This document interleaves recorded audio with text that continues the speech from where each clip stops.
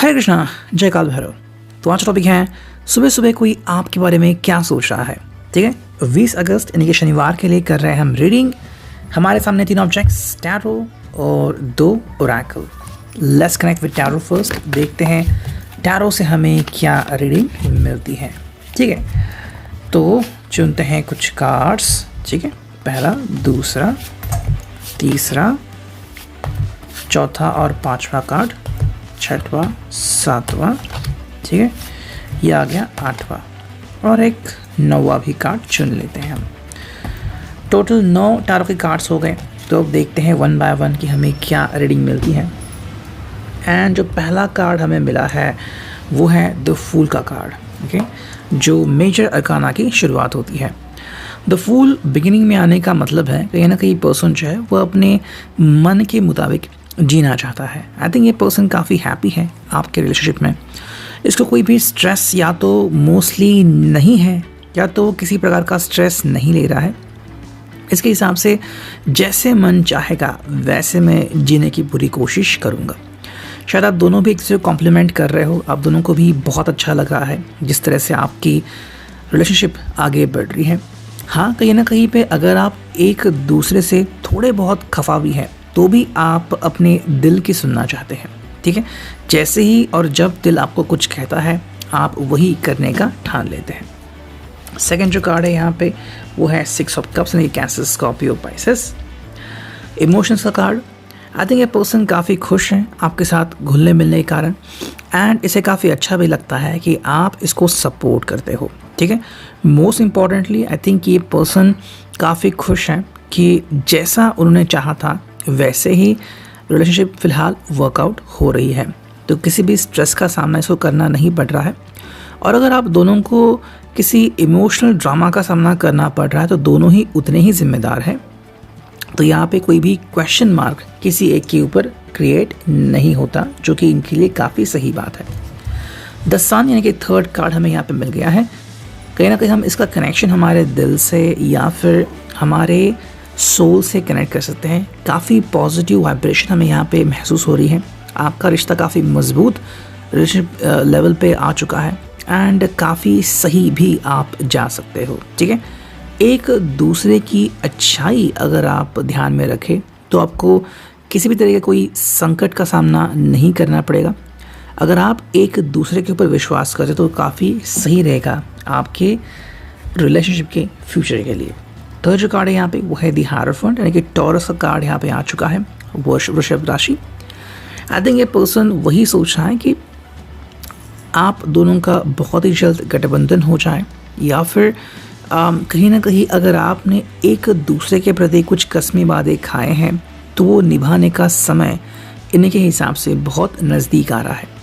अगर कुछ सालों के लिए आपको रिलेशनशिप को ऐसे ही मेंटेन करना है तब ये पर्सन रेडी है। बस ये चाहता है कि आप दोनों एक दूसरे के प्रति कमिटेड रहे। जजमेंट कार्ड इसलिए आ चुका है जहाँ पे हम कह सकते हैं कि कहीं ना कहीं पर्सन जो है वो आप दोनों की छवि देख रहा है। इस पर्सन को किसी प्रकार की कोई भी संकट का सामना करना ना पड़े, और अगर करना पड़ भी रहा है, इनके कुछ रिलेशनशिप ऐसे होते हैं जहाँ पे दो लोगों के बीच तकरार होती है, तो ये पर्सन कह रहे हैं कि भाई आप दोनों को मिलके ये सॉल्यूशन निकालना पड़ेगा। सिर्फ किसी एक के ऊपर आप ब्लेम नहीं कर सकते कि भाई आपने ऐसा किया इसलिए ऐसा हो गया। दोनों लोग इसके लिए पूरी तरीके से जिम्मेदार रहते हैं। ठीक है, नेक्स्ट कार्ड है वो है 4 of cups, cancer, Scorpio, Pisces. अगर ऐसी परिस्थिति आती भी है तो जो सॉल्यूशन मिलेगा उसे एक्सेप्ट करने के लिए ये पर्सन बिल्कुल रेडी रहेगा। नेक्स्ट कार्ड है वो है द मून यानी कि पाइसेस का साइन यहाँ पे आ चुका है। काफ़ी थिंकिंग करता है ये पर्सन, काफ़ी सोचता है और ज़्यादा सोचने के कारण इसको शायद नींद ना आने की भी प्रॉब्लम हो सकती है। हालांकि पिछले कुछ ही दिनों में ऐसा कुछ शायद हो चुका है कि ये पर्सन बहुत ज़्यादा सोचता रहता है।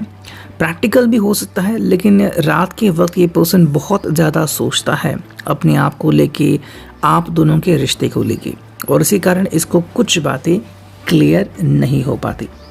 नेक्स्ट जो कार्ड हमें यहाँ पे दिख रहा है वो है क्वीन ऑफ पेंटिकल्स यानी कि टॉरस, वर्गो, कैप्रिकॉन। ये पर्सन प्रैक्टिकल जितना है उतना ही इमोशनल है, और ये आपको ही बताना चाहता है कि सिर्फ प्रैक्टिकली आपके कारण आपको कनेक्टेड नहीं है, ये आपकी तरफ इमोशनली भी उतना ही अटैच है। लेकिन ये अगर आप समझे तो ही आप जान पाओगे। जो कार्ड हुआ है 8 ऑफ स्वॉर्ड, यहाँ पे हमें कुछ दिक्कतें दिखती है, और दिक्कत ऐसे कि अगर आप इस कार्ड को बारीकी से देखें तो कहीं ना कहीं बात ऐसी आती है कि इनका जो बिहेवियर है वो या तो आपके समझ में नहीं आ रहा है, और अगर समझ में नहीं आ रहा है तो शायद आप इसके ऊपर नाराज़ भी हो सकते हो। आपके हिसाब से शायद ये सिर्फ प्रैक्टिकल बिहेव कर रहे हैं, इमोशनल बिहेव नहीं कर रहे हैं, और आपकी वजह आपको लग रहा है कि ये ड्रॉबैक हो सकता है। लेकिन कहीं ना कहीं इन्होंने जो दुनिया का सामना किया है, जिसकी वजह से ये इस कार्ड को लेके आगे बढ़ रहे हैं, तो इस कार्ड के कारण थोड़ी सी दूरियां कम ज़्यादा हो सकती हैं। लेकिन फाइनली जब आप दोनों ही एक दूसरे के प्रति अपनी भावनाएं कहेंगे तो चीज़ें और क्लियर हो जाएंगी। अब देखते हैं नेक्स्ट ओरेकल से हमें क्या रीडिंग मिलती है। चुनते हैं कुछ कार्ड, 1 2, ये आ गया 3rd एंड ये आ गया 4th कार्ड। ठीक है, तो 4 कार्ड हमने चुने हैं, देखते हैं क्या रीडिंग आता है।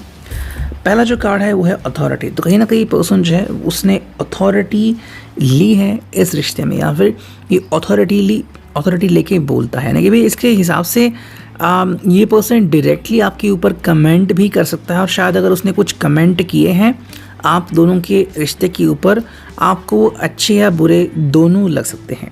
लेकिन उसका बस एक ही नतीजा निकलता है कि ये पर्सन रिश्ते की अहमियत को समझता है, और कई बार उनका स्वभाव जैसा है, अगर वो बहुत ही ओपन माइंडेड है या फिर जो मुंह में आए वो बोलते हैं, तो आपको वो चीज़ें शायद ज़रा चुभ सकती हैं। लेकिन ये इसलिए हो रहा है बिकॉज ये इस रिश्ते को अपना रहे हैं। सेकेंड जो कार्ड है वो है अर्थ, यानी कि पेंटाकल्स का card, taurus, Virgo, Capricorn. May be ये पर्सन जो है वो प्रैक्टिकल बन चुका है, लेकिन साथ में आपको ये भी कहना चाहता है कि ये पर्सन भावनाओं में भी बहता है। ठीक है, लेकिन इसके लिए क्या इंपॉर्टेंट है, या फिर आप दोनों के लिए क्या इंपॉर्टेंट है कि एक दूसरे को अंडरस्टैंड करें और अपनी सिचुएशन के अनुसार अपनी पोजीशन लूज ना करें। प्रैक्टिकलिटी का मतलब होता है कि दुनिया जैसी है उसको देख के आपको बनना है। दुनिया टस से मस नहीं होती, चाहे फिर प्रॉब्लम में ही क्यों ना हो।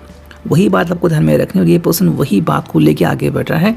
हाँ, रिश्ते में ये पर्सन इमोशनल ज़रूर हो सकता है, लेकिन प्रैक्टिकलिटी ये पर्सन बिल्कुल भी नहीं छोड़ रहा है।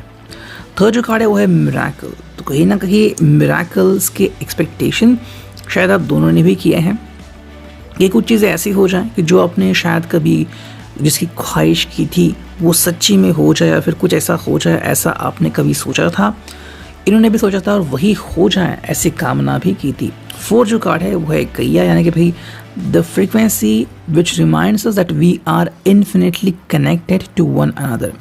ये पर्सन आपसे उतना ही कनेक्टेड है जितना कि आप उससे कनेक्टेड है। यही बात इस पर्सन को आपको लगातार कहनी पड़ रही है। अब देखते हैं थर्ड ओरेकल से हमें क्या रीडिंग मिलता है। शुरू करते हैं कार्ड्स की शफलिंग। यहाँ क्या first card, second, third, fourth, fifth और ये सिक्स। ठीक है, तो 6 कार्ड आ चुके हैं। देखते हैं अब हमें क्या रीडिंग मिलता है। पहला जो कार्ड है वो है someone else fighting for attention. May be अतीत से कोई व्यक्ति आ रहा है या फिर कोई और भी है जो इनका अटेंशन पाना चाहता है, या फिर ये सेम बातें आपके साथ हो रही है। अगर ऐसी बातें हो रही है तो पहली बात, या तो आप दोनों एक दूसरे से ये बातें शेयर करेंगे या ना करेंगे, वो तो आपके अंडरस्टैंडिंग के ऊपर डिपेंड है। हालांकि कई बार हम खुद ऐसी चीज़ों से निपटना चाहते हैं, लेकिन अगेन अगर ऐसा हो रहा है तो क्वेश्चन क्रिएट होता है कि जिसे हम एक्चुअली प्यार कहते हैं वो प्यार है या सिर्फ अट्रैक्शन है। सेकेंड जो कार्ड है वो है डीप अट्रैक्शन। तो यहाँ पे मे बी कोई न्यू पर्सन है जिसके लिए डीप अट्रैक्शन है तो प्रिपेयर हो रहा है, या तो ये पर्सन सिर्फ आपकी तरफ अट्रैक्टेड, या फिर आप वो नए व्यक्ति हो सकते हो। ओके, कि ये पर्सन अगर किसी रिश्ते में था एंड बुरी तरीके से पिट गया था, तो अब ये पर्सन आपकी तरफ डीपली अट्रैक्टेड हो सकता है और एक नए रिश्ते की नींव हो सकती है, नए रिश्ते की शुरुआत हो सकती है। तो जो कार्ड है वो है स्टेबिलिटी, यानी कहीं ना कहीं पर्सन जो है वो अपने रिश्ते में स्टेबिलिटी चाहता है। अपनी दुनिया में, अपनी ज़िंदगी में स्टेबिलिटी चाहता है और वही उसके लिए काफ़ी इम्पॉर्टेंट है। फोर्थ जो कार्ड है यहाँ पे वो है डीलेइंग ऑफ प्लान्स। इसने भी कुछ चीज़ें प्लान की है लेकिन वो वैसी होंगी या नहीं ये उसको नहीं पता। तो अगर उसने कुछ प्लान्स बनाए भी हैं उसमें डिले हो सकता है और आपको भी इस बात को अंडरस्टैंड करना होगा। शायद इस बात से आप थोड़े से फ्रस्ट्रेट हो सकते हो लेकिन कई बार हम उसके बारे में कुछ नहीं कर सकते, तो वो चीज़ यहाँ पे अंडरस्टैंड करना काफ़ी इंपॉर्टेंट है। लास्ट के दो जो कार्ड है वो है new and friendship. May be एक नई फ्रेंडशिप की शुरुआत हो सकती है। अगर आप इनके फ्रेंड हो तो आप फ्रेंड से काफ़ी ज़्यादा बन सकते हो या फिर आपके रिश्ते की एक नई बुनियाद बिछाई जा सकती है फ्रेंडशिप के ऊपर। तो यह आप दोनों के लिए काफ़ी इंपॉर्टेंट होगा कि क्या आप एक दूसरे को अपना फ्रेंड समझते हैं या फिर एक दूसरे की अंडरस्टैंडिंग आपको एज अ लवर भी लेके जा सकती है। तो it's reading, I hope it will resonate. Thank you.